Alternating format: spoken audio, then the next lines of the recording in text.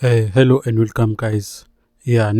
Lo mfolo la esithombeni believes ukuthi most South African abasenendaba ukuthi ama foreigners anawo ama document or awanawo.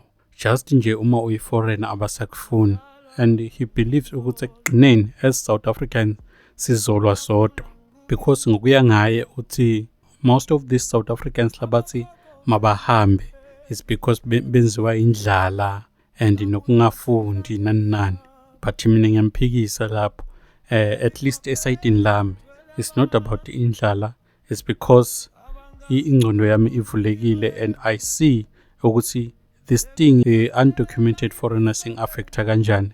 And since as someone who's been paying tax and for the longest time, as someone who truly love his country, so into engibhorayo mina ngabantu abanjengalo bhuti, it's because bagceka nje kuphela abethi ne-solution.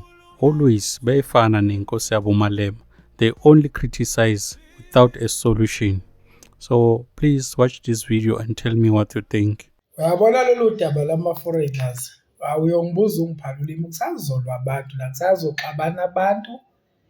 Isazoya as long as beqhubeka beyiphusha i-movement bethi asikhathali, so iphusha harder than this. Ngiyakutshela kusazoke kube South Africans against South Africans, ngoba eqinisweni kuzoba ukuthi njengamanje njengoba kade bekhuluma nje abanye bethena bosisi yekelani laba bantu no zijwayeze kuyimanje, ubakhiphe enhlizweni yakho kuyimanje sho ngathi ubaba wengane yakho, ngoba soon and very soon sobaxosha thina. Kusazolwa ama-South African versus South Africans, whereby ama-South Africans la athi awafuna ama-foreigners, futhi engingawafuneni kwama-foreigners abaningi noma engekhona ukuthi bonke banomqondo wokuthi ama-foreigners, whether ngisho ungayiproduce i-documentation uthi nje just foreigners akabafuni, unenzondo nama-foreigners, uthatha istress sakhe sendlala sokugejwa amathuba la eMzansi, sokuthi impilo yakhe uthola ukuthi uyabuka ngathi ayindawo, bese lolo laka elikhiphela kuma-foreigners. Uthola ukuthi mawuthi uyambuza ukuthi yena amongst ama-problems akhona aswathatheni ama-problems siwabeke la esinawo eMzansi, ngabe le problem mangathiwa uyayiweya compared lana, iyona problem esixakile yini, noma kuyiyona problem ebanga iy'nkinga ngempela eseyixakile? Uzothola ukuthi ama-problems okuyingempela axakile nakuyingempela ayi-cause yesimo sakhe noma ungasebenzi. Akhona lawo ma-problems akuma-politician, kodwa ngeke waqonda ama-politician. Uzoncamela ukudivert ethena asiqaleni ngokukhipha abantu bangaphandle ekhaya kumele ukhiphe kuqala abantu bangaphandle ivakashi, bese kuba yima ulwa ney'nkinga zasegcekeni, ukhuluma into engekho.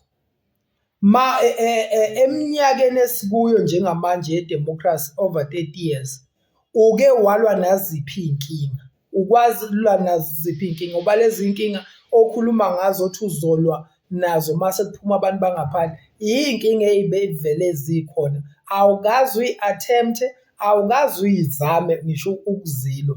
Wena uya la ekwehlela ngakhona, uya kulaba aba-weak. That's a problem. Khona inkulumo ekuyakhulunywa ubhuti omdala, ubhuti uPhakela Umthakathi. By the way, ubhuti engimthandayo-ke engimhlonipha kakhulu, makukhulunywa nje ngesintu, ngeculture yamaZulu, ngicabanga ukuthi kimina kuwo wonke umuntu omZulu ngichemile-ke naloya ngobuZulu. Mawufuna ukubona ngisho kungathiwa kufika abantu baphesheya noma kufika umuntu wakwesinye isizwe, ufuna ukwazi ngobuZulu ukuthi bubukeka kanjani, ngingathi mina akaye kubhuti uPhakela Umthakathi. Kodwa khona la enkulumeni yakhe ake wathi yena whether ba-illegal noma ba-legal, akusho lutho abahambe bonke manje sifuna ukusolve iy'nkinga zethu. Ngasho ukuthi njengamanje lento akayikhulumayo ayikho right, ayikho correct futhi. Kusho ukuthi njengamanje uzolanda ngisho ama-professionals, ulande ngisho abantu ama-investors angama-foreigner la eMzansi, uthi phela kumele uset standard noma i-principle ezoba applicable yonke indawo, ngayi ibe partial, ngayi futhi ibe biased, ngayi kube ukuthi uyisebenzisa kubantu abathini. Ma kuyi-principle, it must be principle. Manje ma ukuthi nayi investor nangumuntu oyi-professional oweza la eMzansi osisiza kakhulu, mhlawumbe udokotela ongalapha ngisho uma wakho, ongalapha ngisho ubaba wakho, oyi-specialist kuleso skill leso, uthola ukuthi wena uthi noma illegal la eMzansi akahambi. Leso statement nje besi-wrong. Kube ileso ukuthi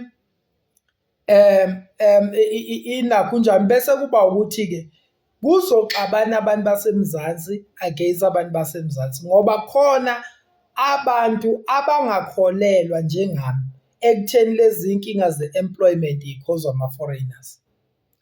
Khona abantu abangakholelwa njengami engifisa ngisho ukube kuyenzeka ngabe ngisho ey'koleni ama-facilities esinawo kuthathwa ngisho befakwe ku-database makukhona abantu bama-foreigners abasebenzisa i-hospital, makukhona iy'ngane zama-foreign ey'ngenile ey'fundayo, kuthathwa u-database bese kuyabuka ukuthi zingakanani. Zingakanani, uzothola ukuthi ma ukuthi-ke leyo nto leyo is true ukuthi abazondelwa ukuthi ba-occupy mhlampe indawo yokufunda, ba-occupy isibhedlela. Mangathiwa mangahlethwa upresident wesizwe salabo bantu ethi okay sharp, malini ibudget engingayikhipha ngiyilethe eSouth Africa for laba bantu manithi inkinga yenu, basically i-budget egcina isebenze kubona, avela ayikhiphe, uzothini? Kuzocaca futhi after that ukuthi it was never about ukuthi usebenzisa ama-resources akho, yinzondo enzima yokustrikwa inhlupheko yokuthi izinto mayingahambi ugcine uye la obona ukuthi okuwiki ngakhona. Ngokwenze njalo nje already uzenza uhlupheke kakhulu ngoba uyoqonda kwi-direction lakho ni-problem yakho engaveli khona. Already usu-wrong, ayiveli lapho i-problem yakho, kodwa into ezogcina yenzeke kuzoxabana South Africans against South Africans, whereby khona ngisho abantu abanemiqasho ewu-20, abantu abawu-17 lapho ama-foreigners agcwalisa imiqasho yabo. Mawuke the day sebekhishwa uzo-realize manje ukuthi ngeke phela, bese abanye abanemali bazobribe zona lezi khondla ey'hola abantu phambili ukuthi awahamba bebribe zona, bemnyeke lo muntu onama-foreign, bexosha amanye ama-foreigner angeze ubribelwa muntu. That is how abantu abamnyama ba-operator ngakhona, bazokwenza njalo. Kube ey'tolo, ngihamba amadolobha amaningi kabi ngoba de ngiyi-like no-Melmont, ngirealizile onke amadolobha kuqashe iy'tolo ey'ningi, iqashe abantu amaSulumane. Mina ngonyaka odlule ngeke ngafuna ukuqasha esinye isitolo, bangifuna ama-bank statement, financial statement, financial projection, bangifuna zonke izinto.